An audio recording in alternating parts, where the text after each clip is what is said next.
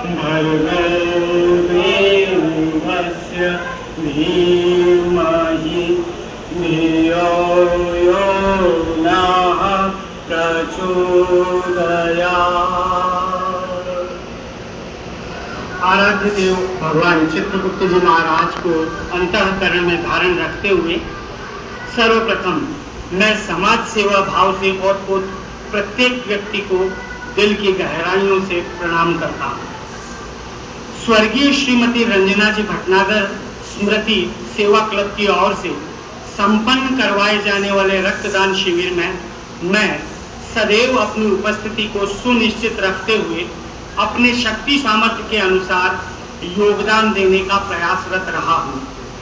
इस 5वें रक्तदान शिविर में उपस्थिति दिए जाने का पत्र देते हुए आदरणीय राजेंद्र जी भटनागर ने मुझे इस मंच से बोलने और अपने भाव व्यक्त करने का जो अवसर प्रदान कराया उसके लिए आभार।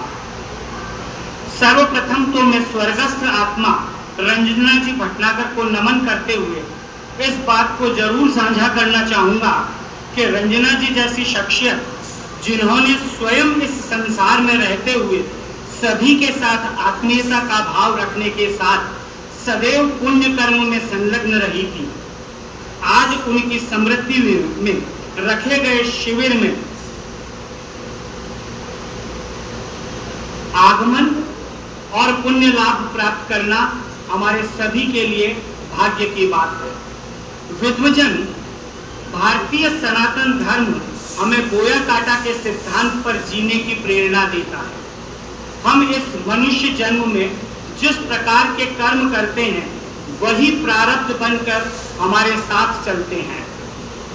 भीष्म पितामह ने 100 जन्म पहले गौरैया की आंख में तिनका डाला तो 100 जन्म के बाद में भी उन्हें तीरों की शैया का कष्ट झेलना पड़ा।